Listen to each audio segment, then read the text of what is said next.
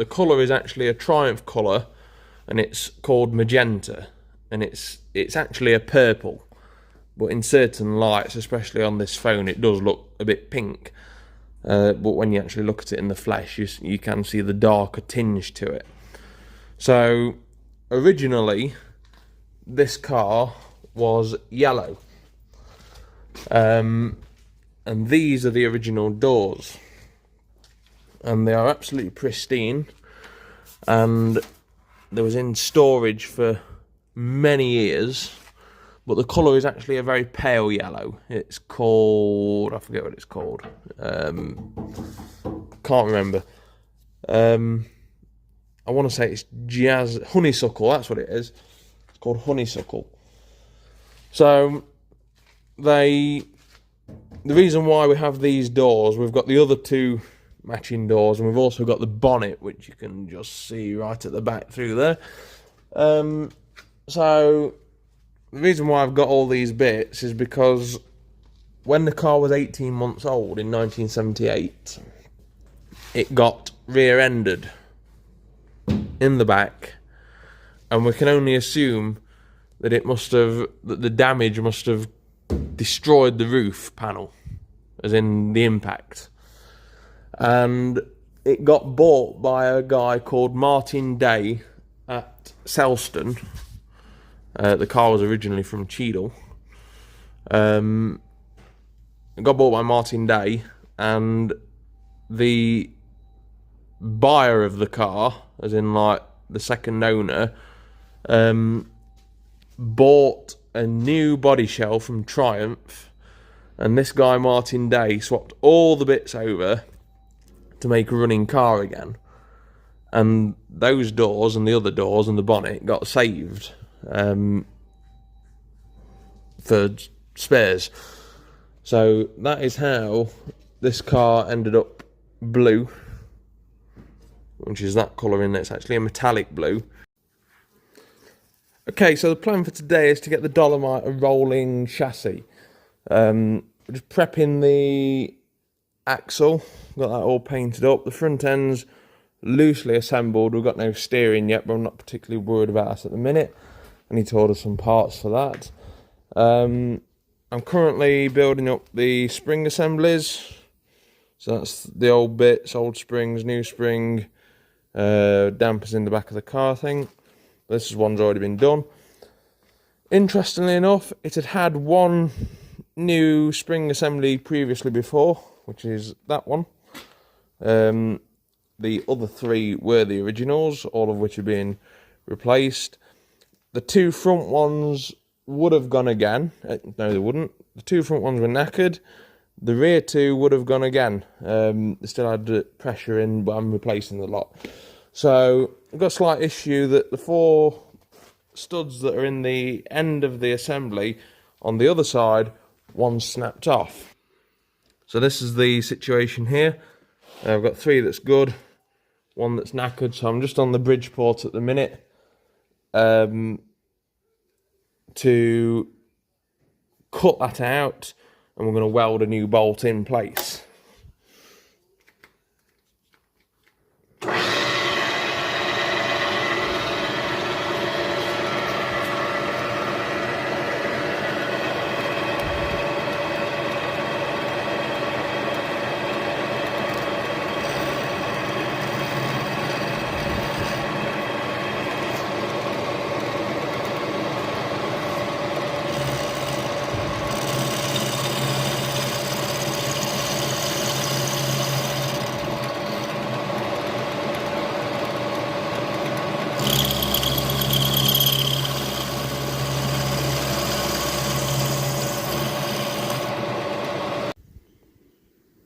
That's it done.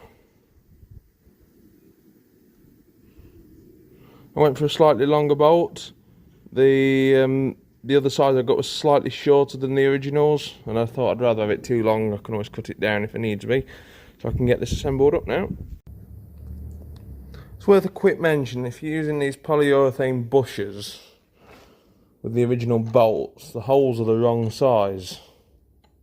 So after you've assembled everything up and you're trying to get the arm in place and you're wondering why the bolt won't go in, then the reason is the hole's the wrong size. It should be 7/16, so I'm going to drill it a clearance on 11mm and 11.5 to give it the clearance. So hopefully that'll be alright. The fronts were the same as well, but I forgot.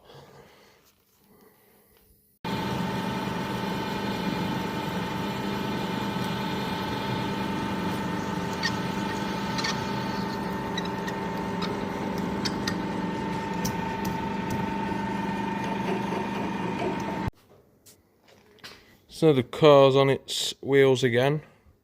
There it is.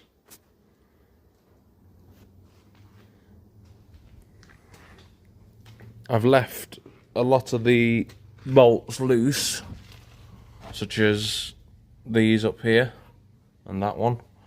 I left them loose to get some weight on the car so you can tighten them up with it in the correct position. Obviously with no engine in, it's sat quite high. Need gaiters for the steering rack. We've got the track rod ends, but there's no point putting them on without the gaiter being there. We need a brake drum for the back because one of them's split. And we need something else. I can't remember what.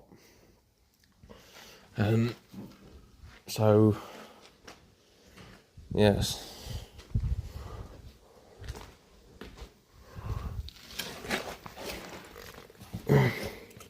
That's the view from underneath.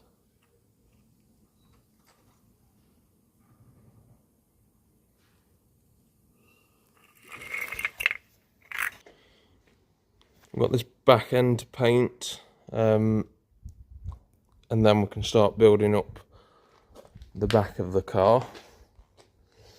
So yes, lots to do.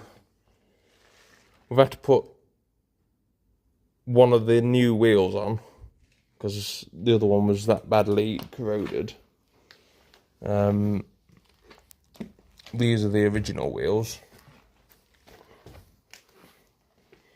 So it just would not hold air at all, really.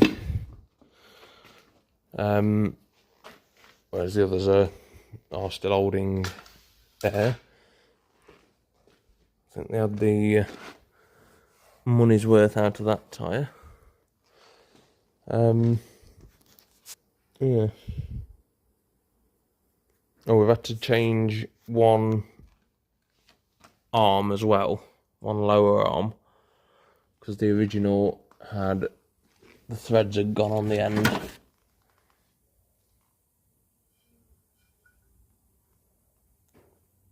If we can get in focus, there we go. So it wasn't. I'd rather not take risks on something like that.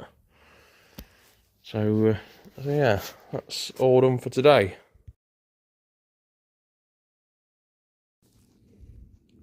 Right, this week I'm working on the brake servo. That's the original.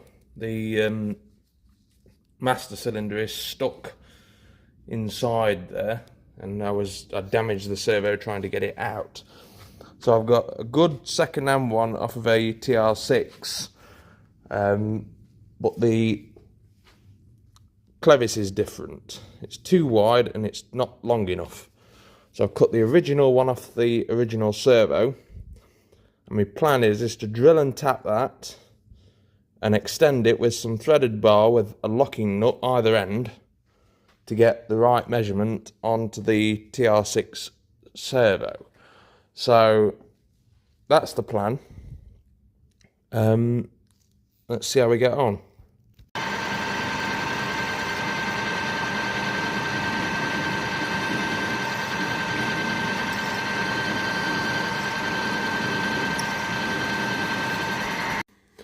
Okay, so this is the current situation as of mid-August 2026.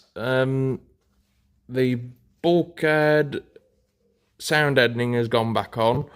I bought that second hand. The original was completely rotten. So that's gone back into place. I've got the servo on, I've got the master cylinder on. So the master cylinder I bought new old stock.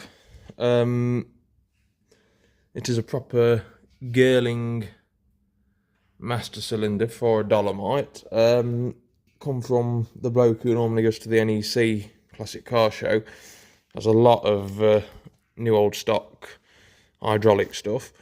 The servo, as we've just seen, has been adapted and fits under here nicely.